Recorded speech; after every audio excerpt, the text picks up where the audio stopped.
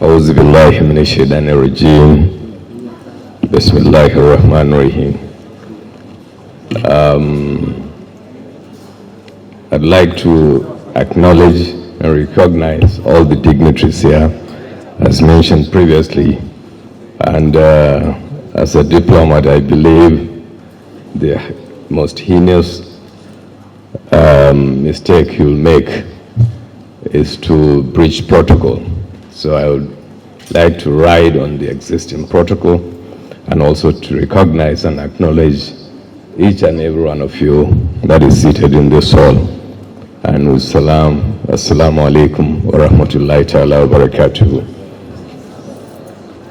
I'm particularly very delighted to be here this morning to be part of this very important gathering, because when I received the invite, to come, for this event, I was really worried. I was concerned because I have two other engagements that I have accepted their invitation, prior to this event. And I was in Abuja on Thursday, for another event. So I decided to reschedule the other appointments of today, this morning hours, to 5 o'clock back at home in Zaria. So hence the reason why I requested that I would like to say a word or two before taking my leave, so that I can meet, the other appointments that I've accepted prior to receiving your invitation. So thank you very much, Amir and other organizers for giving me this chance to speak now. Alhamdulillah, we've heard the eloquent speeches by the Amir, the Professor Mahfouz, and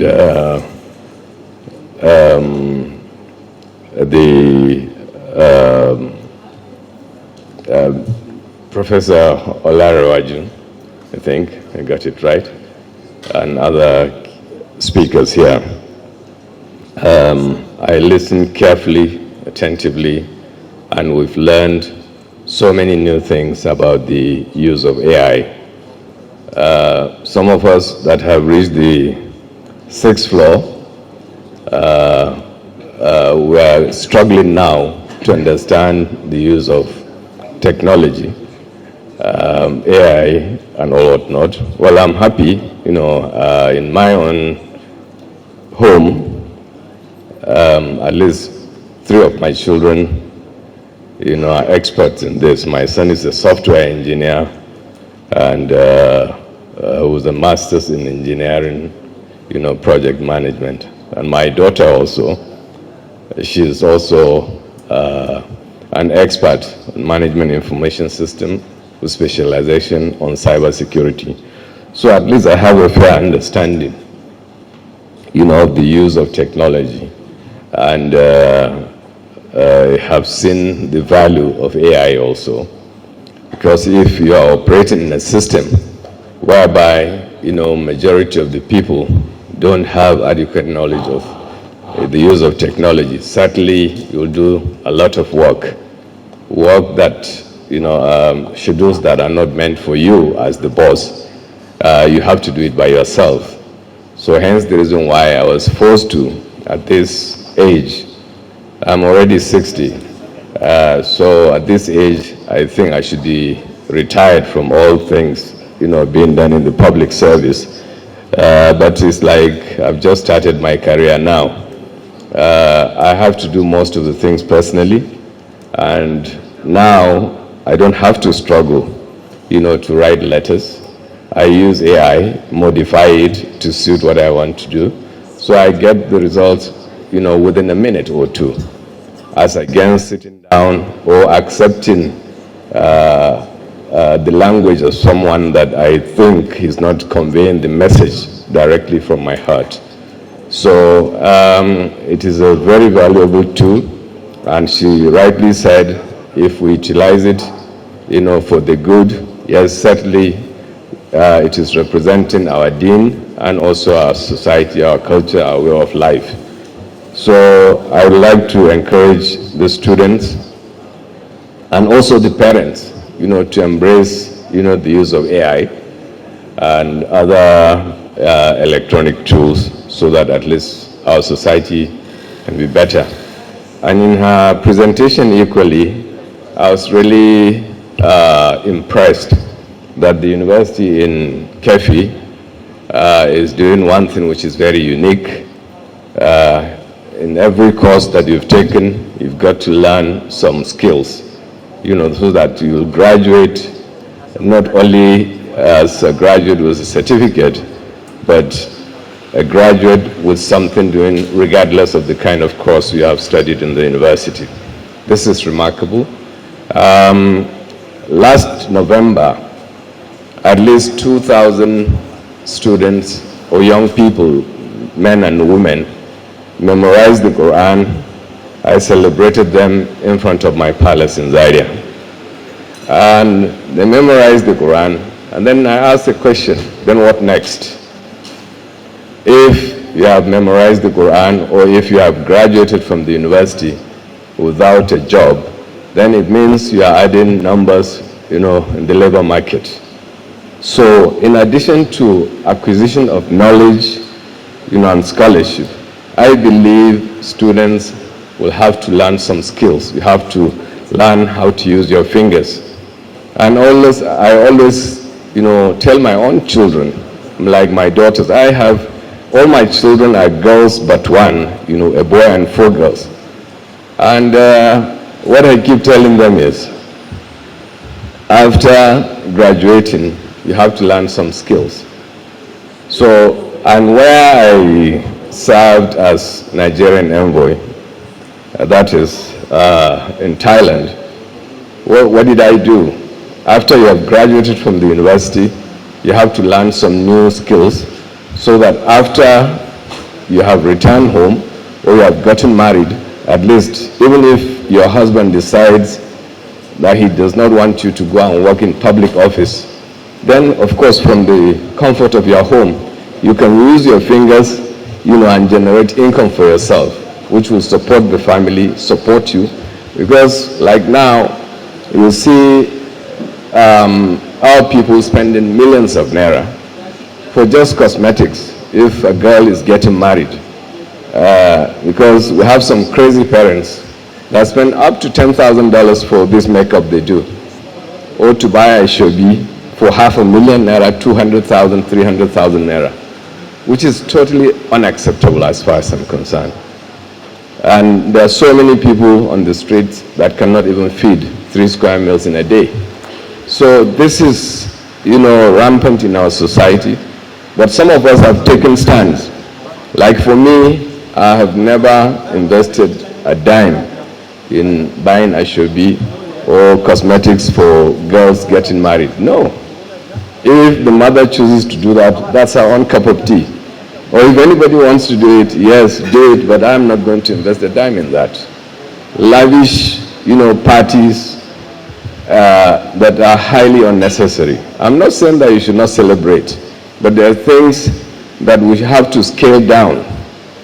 We have to tell ourselves the truth that we're in a situation now in our country that we don't need such things, in our families.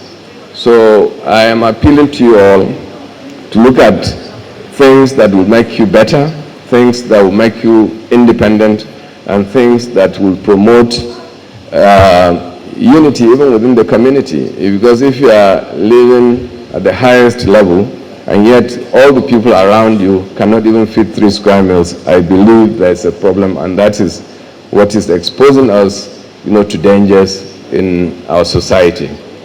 So with this, I'd like to say thank you for the invitation, to come and be part of this very important gathering today.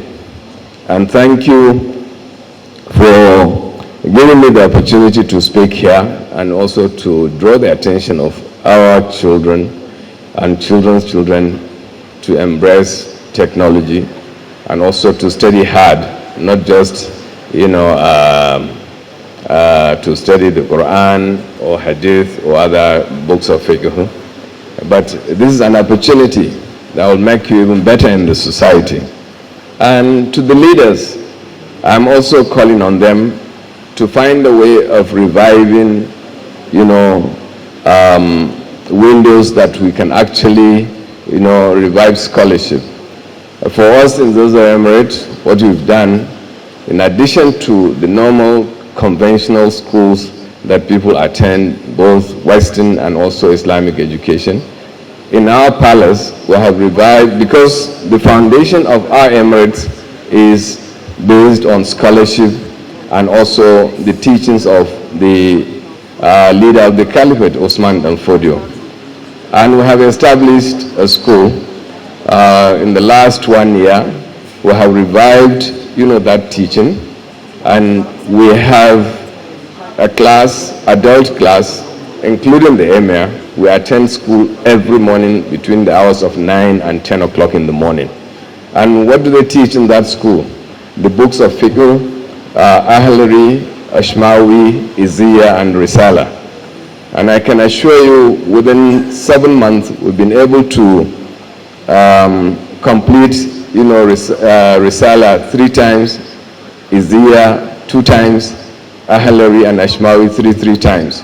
And this has already, changed the way of life of most of, the people attending that school. So this is very encouraging, and I'm calling on, and I'm very happy that I've seen other emirs and other emirates replicating, borrowing from what we have started. And the center is called Osman Dan Fodio Center for Islamic Studies in our palace. And this is the way to encourage and also inspire the younger ones, at least, to do the right thing. There is no age limit, for anybody to go back to school. We've been in school for many years. I left the university about 40 years ago. So, and I think it is not too late, for us to revisit what we've done, so that our children and children's children will always see a reason why they should acquire quality education, not a certificate. You can get a certificate anywhere and throw it anywhere. We are privileged, some of us, to have attended the best schools in the world. But that does not mean, you should not always, revise and also acquire knowledge, whenever you have the opportunity. So,